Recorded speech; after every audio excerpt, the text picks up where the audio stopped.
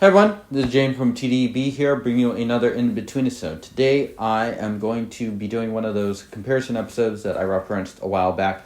In my opinion, these are fairly obvious comparisons of fairly distinctive teas, but I think they can still be instructive in a certain way. And this one is an interesting one. So I'm going to be comparing ripe versus traditionally stored raw pu'erh.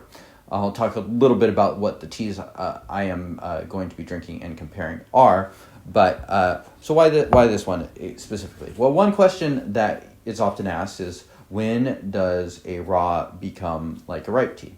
And the answer, if you have drinking enough tea, is never. It's never quite the same.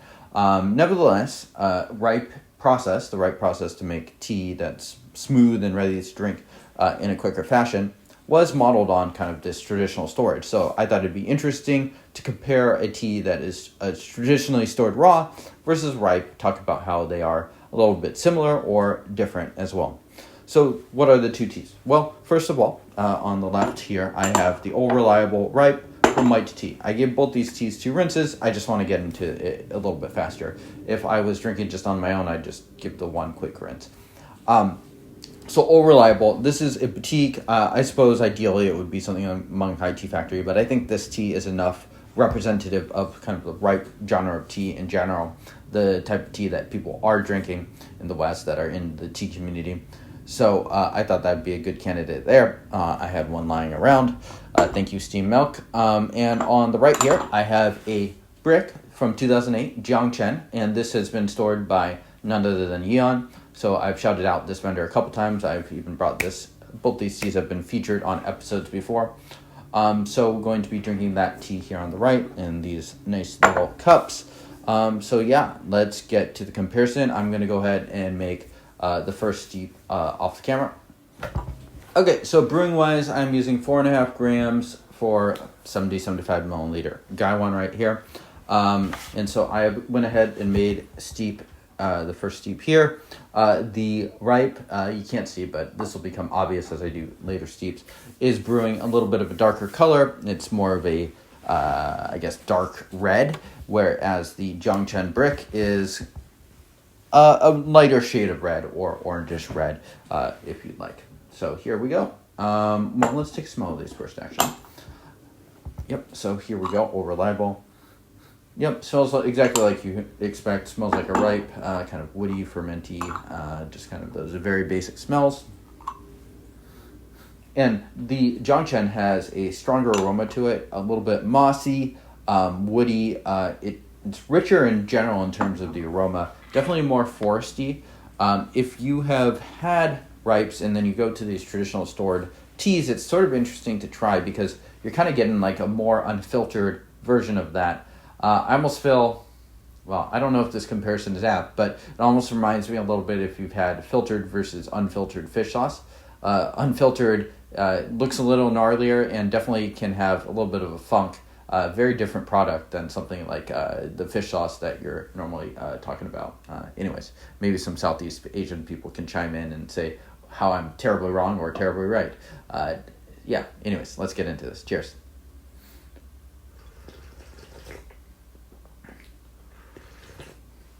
Very sweet.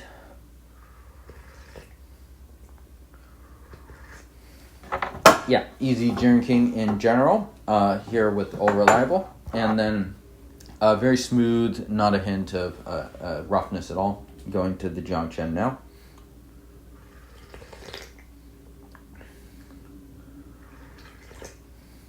Brighter, a little fuller. Yeah, so it definitely tastes raw. No duh. It is a raw tea. Nonetheless,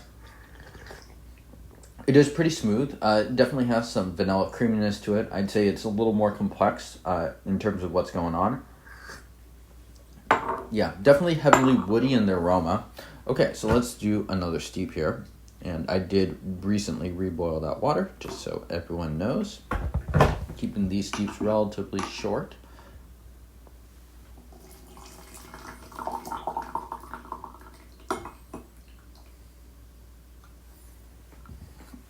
So there you go. There you can sort of see the color that this is. Really nice looking orangish red. And this tea is why do I have this tea around? Well, it's a fairly stable, kind of just daily drinker type. It's very inexpensive. The Old Reliable is also similarly humble and inexpensive too. So brewing that next to here.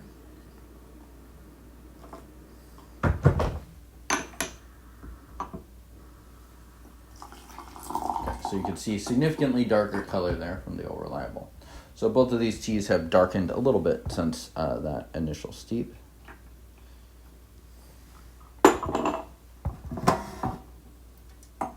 Okay, and we will start with the Jiangchen, and then we'll see how the Old Reliable tastes after this. So keeping in mind that when you do have these teas side by side like this, the differences are really going to be contrasted. These teas might appear a lot more similar if we had them like a week apart or something like that. So especially if you're having a ripe and they're a week apart, you're going to taste them very differently than if you had them side by side.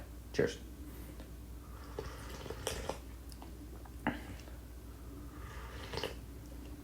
Pretty similar to last steep. Very smooth overall. There's definitely some hints of, pretty strong hints of rawness to this tea. It's not like fully dark or anything like that, but strong woody aromas coming off of it especially. Yeah, I mean, you take one whiff of that tea and you can tell that it's undergone some Hong Kong storage. Yep. One more steep of this. And on to the ripe, Old Reliable.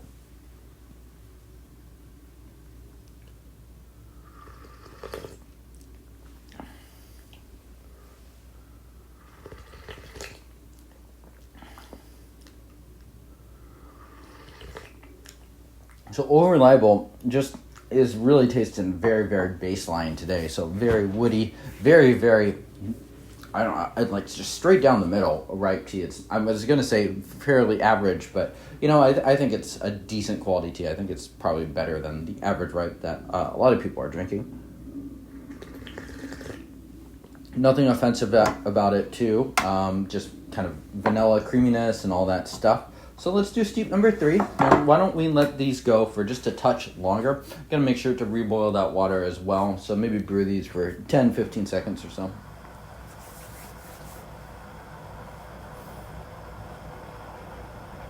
And how similar are these teas? Well, they're not very similar at all. I think if you were to try these teas, you're going to see some pretty obvious differences to them. I suppose one could drink a even older traditionally stored tea and you're going to get a little more similar profile, but they're still going to be pretty different from one another. I don't think anyone's going to mistake the Jiangchen for being a ripe. It'd be a very unusual ripe if it was. So I'll brew this for just a little bit longer.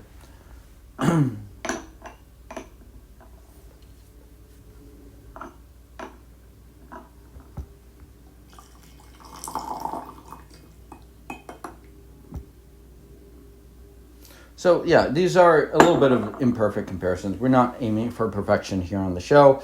There are a lot of different factors that can make this imperfect, and I'm not even using double chais. I'm using the same Gongdao Bei here. That's just because it's easier. No specific reason for that. And I could bind these, but that's a lot of work, and I just want to compare these two teas. So that's the reason why it's a little bit of informal. Okay, so brewed this tea for about 10 seconds too. Could be using a stopwatch or something like that for these brewings, but if you've seen enough of these episodes, kind of the basic relaxed casual vibe that we have here.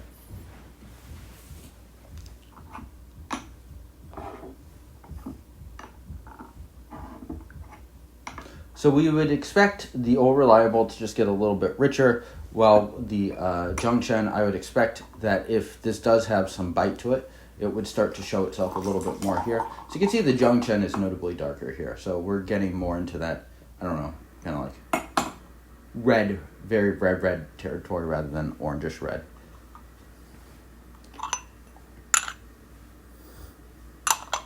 Some nice mossy, woody aroma to the Jiangchen, and straight down the middle ripe for this Old Reliable.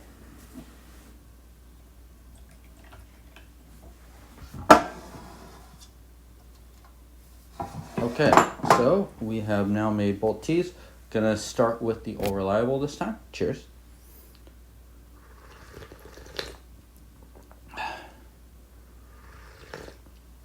Yeah, so still not a hint of astringency or something like that. Very forgiving brew. That's one of the beauties of ripe. It's very, very easy to brew. It's hard to make it bad. Some of the more boutique ripes that white tea sells, perhaps not a good idea to brew it. Those might require a little more precision to brew totally properly, but even still, they are fairly forgiving as teas go. Raw, on the other hand, not so much. Traditionally stored raw, a little more forgiving. But let's see how this Jiangchen does. I would expect it to show any bitterness or astringency in a little bit stronger terms on this next tea. Cheers.